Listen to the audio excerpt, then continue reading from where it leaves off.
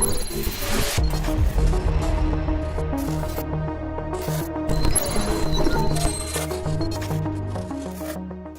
to the Silicon Slopes podcast. I'm Ryan Boswell, joined here today by Spencer Cook from Continuum. Spencer, how you doing? Doing great. Thanks. Yeah? Thanks for having me. You bet. Thanks for joining us. We're here at Vivint Arena at September 30th, day 2 of Silicon Slopes Summit. Were you able to attend yesterday? Yeah, I was here. Yeah? What were your thoughts? How was day 1? It was great. It was actually my first time at Silicon Slopes. Really? So I thought it was fantastic. Got to hear from a lot of good key leaders in the area. Yep. And day 2 here. Exciting environment. Can't believe we're wrapping up. I feel like it's like a year's worth of work going into this exact moment right here. So it's exciting. Cool, man. It's killer. So Spencer, tell us a little bit about yourself. Tell us about Continuum. What are you up to? Yeah, so Continuum was founded in January of 2020, and we are a creative agency just located here in Orem, Utah. And I graduated from UVU with a bachelor's degree in business management and entrepreneurship. It was one of the first years they offered the entrepreneurship degree, which seemed too good to be true. I was already, through my generals and such in high school, and then served an LDS mission, and then went back to school and didn't really know what I wanted to do. Entrepreneurship seemed like the perfect degree for that. And I learned a ton. We had professional sales classes and stuff there, which kind of piqued my interest to sell for Vivint for a little while, and then on to medical software sales for a bit, and then to Lucid before starting Continuum. So it sounds like you've been all over Silicon Slopes. I've been everywhere, man. Yeah, you've been everywhere. Great. So let's take kind of a chronological approach and talk about, why don't we start with your time at UVU? President Astrid Taminas was just added to our board. We have a great relationship with UVU, and we're always appreciative for what they do for us. So what can you tell us about your time at UVU? You were there in 2014, correct? Is when you graduated? Yeah, correct. So graduated in 2014. Tell us about that entrepreneurship program and what that taught you that has now applied into what you're doing now. I'm a firm believer that school is where you learn how to learn. And I think I learned how to learn at UVU. There's so many things. You can't learn from one professor how to do a specific task that's going to come up later in life. But you learn how to get over certain problems, which will then help you solve later on. And so I think that UVU did a fantastic job of making the entrepreneurship and sales program just really fun and immersive, and had a lot of professors there that were just really successful. It's really cool to see these men who have gone on to create successful businesses and then come back and give back to the community to make it so there's other people can have that same opportunity. The entrepreneurship classes were really fun and unique. It just kind of felt like a workshop every day where you'd get in and get your hands dirty and actually, start a business. And I was there with the founder of Pura, and we had a class together, and he kind of presented one day this idea. And then obviously his idea was way better than my class idea. So it's pretty awesome to see so many groups come out of Utah. But I think UVU's done a fantastic job. Well, I think the really cool thing is that everything starts as an idea, right? And it may be different from your idea. Obviously, Pura has grown a great presence in Utah County and nationwide, worldwide, right? They make the world smell better. But I think it's interesting that you guys were in the same class, you had the same experiences, probably the same professors. And we all take a different approach to success. And there's no one set way to do things. There's no one set way or path to success. So one question I do have is for, students that may be in an entrepreneurship program or in a business management program, those that are wanting to be able to make their break into the world of entrepreneurship. What advice do you have now being 8 years out of that program? What advice do you have for students or people that may be looking to enter the workforce or start their own businesses? Yeah, I think there's a lot of people who feel like they need to get out of college and immediately become an entrepreneur. And that's a good way to go for some. But others feel like a failure if they try something and it doesn't work. You have to pay your bills. You have to gain experience, right? You notice that a lot of these guys who are speaking on stage here at the summit, they all have amazing experiences. They don't typically walk out of college and walk into some crazy successful business, right? They grinded. And a lot of that grind comes from learning from other businesses. And I think that's why I really enjoyed my time with hopping around, like you mentioned, Silicon Slopes, hopping everywhere and kind of learning from great leaders. And I was able to take a little bit from each one and kind of piece it together. Yeah, I think you make a great point that, we feel this pressure. I feel like everyone that has the entrepreneurship mindset feels this immediate pressure that they have to go do something. Yep. We're in a creator economy. We're in an economy where people are just coming up with ideas constantly. And I feel like there's this really immense pressure that's put on people that have this internal drive to make things and create things. So I think that's great advice that, be willing to go out and to gain experiences, bounce around in a couple companies, learn from different leaders, but also make sure that you grow your network. And I think that's something really important. That was In my time at UVU, that was the most important thing that I took away was the things that I learned and the people that I met. Yeah. So UVU does a really good job of fostering that. They're the largest university in Utah. So we're grateful for what they do, and appreciate you sharing your experiences from UVU. Oh, of course. So let's talk about, you went to Vivint, started breaking into the Silicon Slopes ecosystem. We're here in Vivint Arena, which is good. You said you did 5 seasons with Vivint, correct? Yeah, 5 seasons. And then where did you go after Vivint? I went to a company called Solution Reach in Lehi. Okay. And I felt lucky, I guess, to be able to get the position I had there. They have cold callers, which it's a grind, which I felt like had been cold calling, but door to door for a long time. And I didn't necessarily want to start back at the grind of that. And they had a lot of trust in me and saw my experience at Vivint as really valuable. And so they put me into kind of a closer position, more or less. You do your own seeking, but then you also close more. And that was a really good opportunity for me to just hop right in and get my feet wet in this software world, which I didn't know anything about before that. So I went to Solution Reach. I was there for about 4 years, and then I went to, I guess about 3 years, and I went to Lucid. And Lucid was fantastic, had really strong leadership there, and I learned a ton.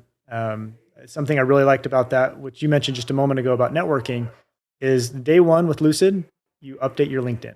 You take a new headshot, you get your experience up to date, you learn how to post, you learn how to, take care of your LinkedIn, which seems kind of counterintuitive at first glance because it's easier to recruit those people. But Lucid's all about just building people up and kind of having an incubator of success. And so there's a lot of people that have taken that and been able to go on. And I know several people from Lucid who've been able to leave and do their own thing.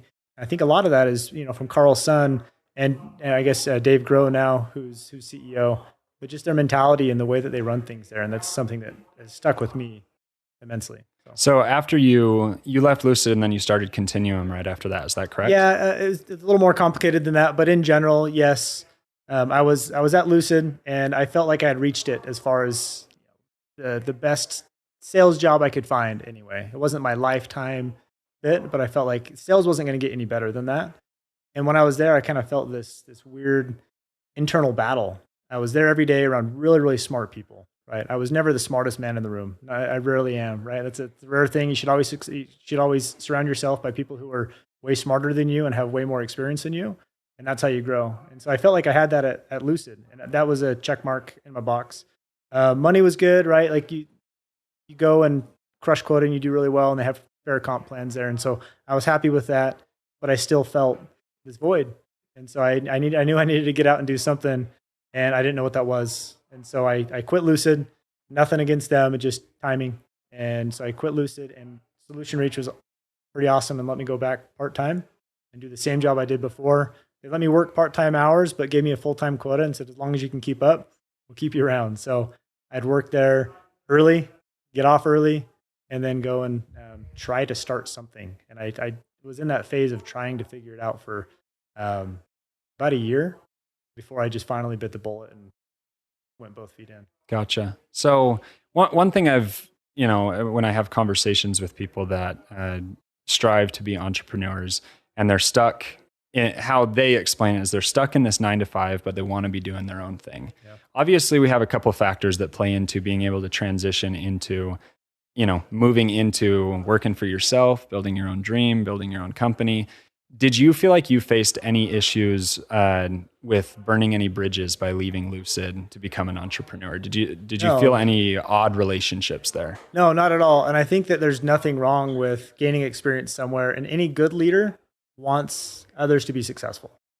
So if they're angry at you for leaving, you can leave in the wrong way, right? And there's definitely times where I haven't done things perfectly and leaving places and whatnot. I think Solution Reach was so easy to work with that maybe I didn't give them my whole heart as I was exiting to my own thing, right? That's one thing where I didn't ruin any relationships, but I probably could have done better there.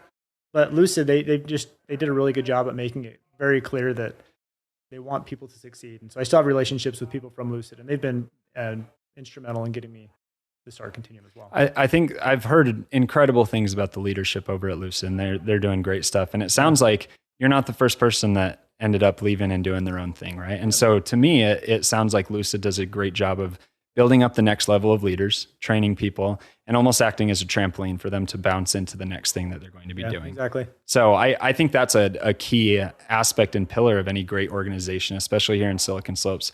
It's something that we celebrate and appreciate in all of the organizations that, we have companies that are going to have to be built up. We have companies that are going to have to pop up, and new leaders need to be there. And we just love that the organizations and the companies that are here and established are doing a great job of not necessarily being selfish and understanding that there are great people in their organizations that are going to go on to do great things. Yeah, it's a great example of leadership that you took away from Lucid. I appreciate you sharing that. So now let's talk about the fun stuff. Let's talk about Continuum. So how'd you get the idea to start Continuum? I know you left your previous job. You felt this void. Let's talk about that a little bit and what that transition looked like. When I started Continuum, it was just me and my buddy Mike and a friend named Mark. The three of us put our heads together and were like, let's do something. We don't know. We all feel like we need to be entrepreneurs, right? We didn't really know what that meant. And this was maybe in 2018, we started talking. And then 2019 started getting a little more serious about it. But we rented an office. It was one of the first things we did in January 2020.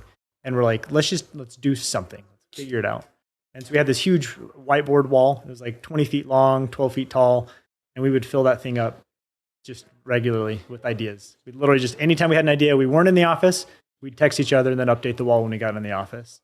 And we had this entire thing filled, and we'd wipe it down, keep the good ideas, ditch the crappy ones. We'd start businesses. I even started like a lawn care business, a landscaping business, started a website, got an LLC, found some work, and realized this isn't scalable the way I wanted. So we just kind of left that. And we started doing video, so like explainer videos and such. We just using kind of low-hanging fruit with skill set that my partner Mike had. He's like, well, I can create video and I can direct that stuff. So I created, different packages and started emailing and LinkedIn and saying, hey, you need content? Here's a video. Here's some examples of what we do. Here's our package. You can buy coins and you can redeem those coins for retainer type work. And it didn't work at all, right? So horrible idea or bad execution, not sure. But it was really early on that we were just okay with failing fast. If you're going to fail fast and move on. No feelings were ever hurt. Like we did 360 capture, which is basically scanning a human or an object and then turning it into a 3D model. Later on, you can animate that, put it in a video game, use it in augmented reality. Nobody cared, So we just tried all these things for about a year. And then finally we landed on, we were doing a project for Nu Skin actually. And my partner had done a project just like it, a carbon copy where he would take a physical product, one of the Nu Skin things you rub on your face to make you look and feel younger, right? Look beautiful. You have this physical device, and they wanted to see an augmented reality because they had a shipping issue with manufacturing in China, and they couldn't get the product in time. And so he created an app, submitted it to the Apple Store, they accepted it, and it was all good. A couple years later, they came back to him, and this is now when I'm involved. And they wanted the same exact thing with a new device. And Apple denied it. We finished the project, and Apple said, no, sorry, we changed some policies, can't do it.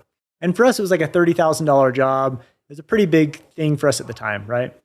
And we were going to have to tell Nu Skin that we couldn't get it done. We spent weeks just on the phone with Apple. It didn't work.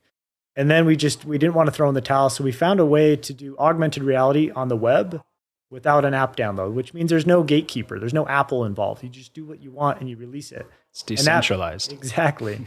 And so you make it where somebody can actually do a tap to place experience, but from the web with no app download, which also decreases barrier to entry. We're like, let's try it. Well, I don't know. And we did it. And that's been 3 years since we launched that. And they've never promoted it other than putting one link in an email. We still get hits every single day around the world. We've had hundreds of thousands of people, Nu Skin sales reps, pitching this product by saying, hey, Mr. Client, here's a textable link and just click on this and you can see the product in your space. And so from that day, we said, let's do web-based augmented reality, and that's our business. And so we found that that's a really good way to get our foot in the door with a lot of companies. What we actually offer now is much more complex than WebAR. It's virtual reality trainings, and it's augmented reality, long-form educational pieces, and it's Web3, NFT projects, blockchain development. But if we reach out to somebody and fire hose them with all of the capabilities, they're going to say no every single time. And so now we just say, we do WebAR. This is what it is. You have a product. Here's a solution. And then we get our foot in the door. And then we're able to offer the other things over time. And it's worked well for us. But that was really it. Just fighting through all the failures and being okay with it. And, luckily I had a HELOC at the time that got me through about 9 months of no pay when we started. And then we were able to start paying ourselves a little bit as we went. And so here we are. So I love the concept. There's a couple of things I just want to recap that you said in there. The first is fail fast, right? Yep. And I think a lot of people struggle to understand that one failure does not define you. Yeah, absolutely. Right? It's like if we're very hard on ourselves when it comes to personal development and growth. And, if we were best friends and I saw that you fell down, obviously I wouldn't point at you and say, man, you're terrible. I can't believe you fell down. Right? I'd say, hey, Spencer, pop back up. Let's get at it. Right? Let's go do what we need to do. Yeah. We're really hard on ourselves a lot of times. And I feel like entrepreneurs feel this internal battle to just do stuff. Right? And sometimes we feel a little bit of imposter syndrome. There's this weight that we carry with us that makes it hard for us to continue and fail fast. Yep. So I don't know if you've ever heard the story of Colonel Sanders and how he got his recipes approved. But Colonel Sanders from KFC, I don't remember the exact number, but he pitched his recipe over 1,000 times before anyone actually purchased the recipe. I believe it was the 1006th pitch that he made that someone was finally, all right, let's do this. And here we are, right? And he wasn't 20, he wasn't 25, he wasn't 40. I think he was well into his 60s when he had finally come up with this idea, right? And so it's never too late to start. We can fail fast. We can fail 1,000 times. We just have to get over that internal block where we don't want to fail, right? None of us want to fail. We want to see what succeeds. Yeah. And I think the interesting thing as well, what you talked about with Web AR, right? It's like that's something that just makes sense. Like, how did we not have that before? Right? It's like tap to pay on our phones. I remember getting my first iPod Touch and thinking, wow, that's cool. I can play Tap Zoo here on my phone. Here we are like 5-10 years later. And now all of a sudden I have my entire wallet. I have all my credit cards. Yep. It's just like, how did we live without this in technology before? And I think a lot of people don't recognize there's a lot of work that goes into that. And there's a first development, then you have the second one that fell through. But there's a ton of work that goes into the things that we use in our everyday life. And my favorite thing is when I find out about who the person is that created something like that. And I'm just like, I say a little like internal thought. I'm like, man, thank you for creating NFC Pay. I appreciate it. Thank you for creating Web AR, right? Yeah. So kudos to you guys for starting with that, right? And you probably, when you graduated college from UVU, you probably didn't have this thought, man, in 4 or 5 years, I'm going to start Web AR, right? And everything just transitioned into, it took a perfect path. The experiences lined up, where you needed to go, what was next, and you didn't get in your own way of just like, maybe we shouldn't do this, right? You probably had those debates, you had those conversations about what should we do next, but you focused on doing one thing really well and continued to scale that into what Continuum is now today. Yeah. So let's talk about a little bit, what does Continuum do now? Like let's talk about, you don't have to name any of your specific clients or people that you work with, but let's talk about some projects that you guys are working on. Yeah, we do a lot with anything that's like immersive tech, right? So early on, we started with video, and video is great. I think explainer videos have a really good place to get an idea out there in front of people. You don't have to read 10 pages to understand a product. You watch a 30 to 90 second video, fantastic. We just didn't get really excited about it, right? And there's plenty of people in the world doing it. You can go to Fiverr, you can go wherever, and within a couple of minutes, you can have 100 bids back, and they can do it for really, really inexpensive. From contact to delivery, right? It's wild. Fiverr is just ridiculously quick, which is fun to see. Everyone can be an entrepreneur there, but yes, sorry. No, which is great to enable the people to be able to make a little bit of money on the side, or some that do it full time. It's great, but it's really competitive with things like video, right? Like saturated, videos, very saturated. And so for us, we saw a hard time getting the margins. We needed to keep the lights on. And so now we do web-based augmented reality. There's a lot more that goes into it. You need modelers, you need animators. People have to be able to decimate models so that they are just really small file sizes, really simple, that work on the web. It's really tricky. Not many people have figured that out yet, relatively. And so we're able to have more margin in that. It's a little bit more of a trade that's not mastered yet. And so that has allowed us to be able to kind of transition into virtual reality as well. Because the Oculus Quest headset is essentially just a mobile device on your face. That's all it really is as far as processing power goes. And so you have to be able to simplify things for that as well. So we have a team of artists and animators who, from concept through completion, are able to take an idea that's on not a piece of paper, on an iPad now, right? And then be able to transition that into a 3D model and rig it and animate it, and we can put it in a video game. And so a couple of years ago, I guess it's been about a year now, we made contact with a graduate from BYU who was working on his solo dev VR game called Sail. And it's just a VR game, and he had a lot of SALE or SAIL? SAIL. It's Okay. pirate themed. I didn't know if it was Metaverse Sales. Yeah, not Metaverse Sales. No, pirate game, it was a blast, and he had a good following on Discord, and he kind of had this thing where he wanted to go work for the government and build Department of Defense trainings in VR. It was going to be a good gig, but then he also wanted to go get his master's later. We kind of had this debate where it's like, well, you've got Sail, and what's your goal of working for the government? It's experience. And what's your goal of getting your master's?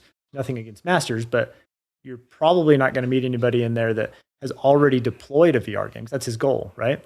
So what if you just come get a Continuum master's and let's go build it together and put this game out to the world? Because he had the group following it. He had about 200,000 downloads of this free game that he was just kind of building on his own after hours, having fun. And so he found some funding and he came to Continuum, and we built this VR team to build his game. We'd never done it before, but together we figured it out and we launched it a couple months ago and have a great relationship with the developer.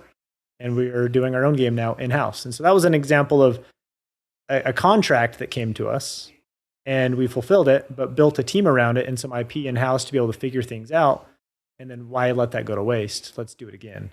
And so now, rather than going and finding somebody else who wants us to build their game, we're building our own game now. And so we're going to release in a few months a game called Monkey See, Monkey Doo Doo.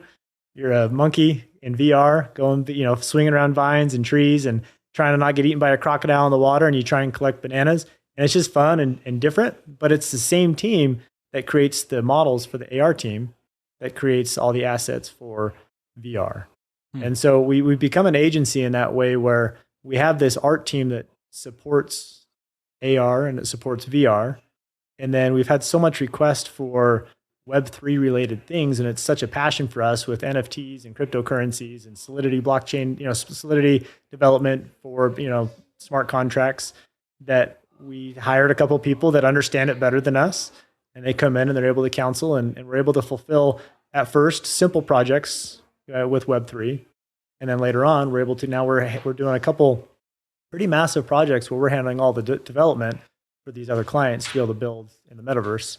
And it's just because we were able to find one client that had enough trust in us to figure it out, even though it's not what we do.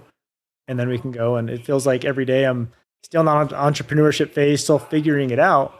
But now we've got our systems in place that allow us to be much more efficient and have fun every day. So I think you bring up a really good point there. And I think it's important to recognize that it's vital to the growth and scalability of an individual and an organization to hire the right people, right? And you guys may not necessarily be the most well-versed, no pun intended, metaverse. You may not be the most comfortable, or may not be your expertise to create VR or AR games, right? But you know the people and are able to find the people that are able to do that for you. And you don't have to worry about being the one person that has their hands in all the cookie jars, but you hire the right people.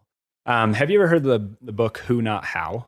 I haven't, no. It's a book, I believe it's written by Dan Sullivan. But it's a book, and the whole concept and focus is hiring and knowing the right who's, and having who's in your life that know how to do something that you're not an expert at, right? Yeah. And so if I knew that I wanted to create a project in the metaverse, or if I had a creative game or something that I was trying to create, I'm probably not the person that would be able to go out and learn how to do that. I could, right? Sure. But I have other things that are on my plate, and that's not my specialty.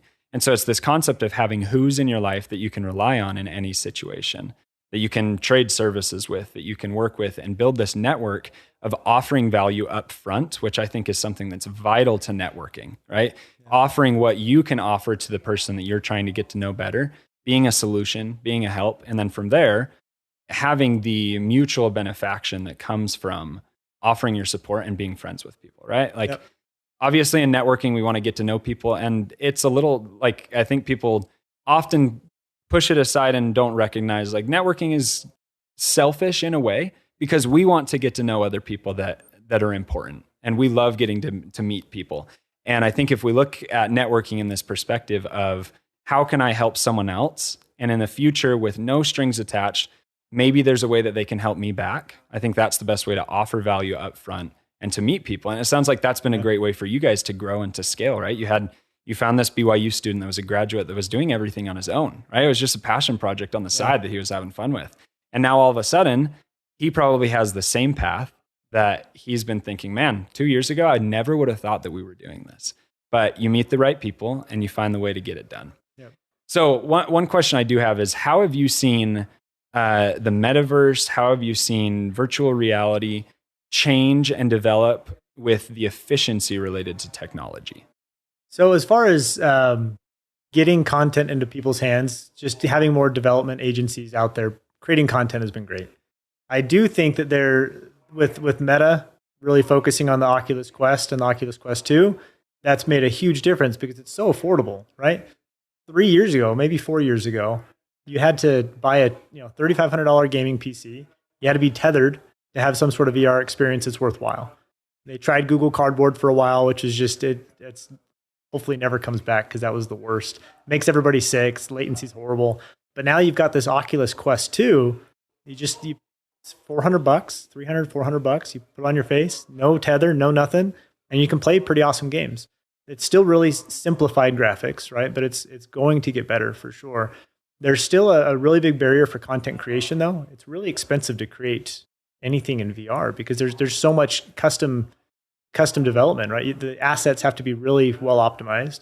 The animations have to be different than what you would typically do for a normal video game that's tethered to a PC. And so it's really tricky. And so that's something that now that the metaverse, like I say metaverse, but really nobody knows what the metaverse is. They just have this ideal that they hope comes to fruition. And you have Meta, who changes their name, and it really isn't the metaverse in my opinion, but now people have at least heard the name. So that's a good step in the right direction. And what that's done is it's triggered a lot of different agencies and companies in the world to make it so that creating content in VR and in the metaverse has a lower barrier to entry. And so I think that exponentially, content creation is going to get much, much easier. It already is easier. There's certain tools out there that make it more efficient. But in the next 3 years, it's going to be wild. I think you're going to be able to have a high school science teacher who can go in and create a VR simulation for their students to try at home or in classroom, where they can create it themselves with click and drag type things. And so that's what absolutely needs to happen with metaverse content creation. But as far as hardware, it's gotten so much better with Apple and Google with their phones being able to be more AR capable, with glasses coming out, which I think are going to be a little bit out until they look good enough and are capable enough for the masses to get them. But there's some really promising things with the Project Cambria from Meta and with the Apple Glass or whatever they're going to call it. It's supposed to be released in Q1. We'll see. And those types of things are going to be big and clunky, but really capable. And it's going to be a while for that transition, but it's getting there, and it's inevitable. There's too much money in this market to have it fail. I think there's just too many big players in the game. I had a really interesting conversation with Chris Lee, who's one of the co-founders of Artifact. And we were talking last week, and he talked about a lot of people struggle to want to adopt the metaverse because they think it's just an extended video game of real life. Yeah. And Chris put it in a really interesting way. He framed it that one of his favorite parts about venturing or going into the metaverse is he looks at it and finds ways that technology is advancing in the metaverse, and finds ways he's like, man, we should be doing this better back on Earth, right? He kind of has, he talks about almost like an out of body experience, right? But he's just traveling to the metaverse, and he talks about how he looks at how technology has advanced and what we envision technology being able to do in the metaverse, and lets that inspire the work that he does when he takes the headset off, or when he takes, when he comes back to Earth. I'll say, I feel like he's like traveling to the moon or something, right? But we have these visionary people that are one step ahead of Web 2, right? Web 3, yes, it's been around for a very long time. And Bitcoin was 2008, I want to say, around there, right? And so it's been 14 years, but we still have so much that's untapped. And I love Chris's perspective for me. It helped me shift my paradigm of, the mass adoption of the metaverse that people have with this barrier to entry. It's like, why would I want to go into a video game, right? And he's using it as a way to help innovate and repurpose the materials that we have here that we're using in everyday life. Yeah. So I remember the first time I got a VR headset. It was 2015. I was in Arkansas at Walmart 100. My uncle was working for Walmart. Black Friday in Walmart, Black Friday in Arkansas, where Walmart was started, is mayhem. I mean, you got people coming out from all over for this Black Friday party. And I remember getting this VR headset for like $15. It was on clearance. And all it was is you literally stuck your phone down into it. Yep. And I was like, man, this is so cool. And we had this video game that like hooked up to a remote that I was playing with. And it was well ahead of its time, right? And that may be where the Oculus got its inspiration from. Sure. But I look back at that and I remember feeling sick just like playing with that AR headset because it was just my phone. The pixelation was just terrible. So I'm glad that technology has advanced and developed over the last couple of years, because I don't know that I'd ever put that VR headset back on, but it's fun to see how it's unfortunately, advanced. There's kind of this negative stigma with VR because people get sick. People still get sick in the new stuff, especially the untethered, like the Oculus.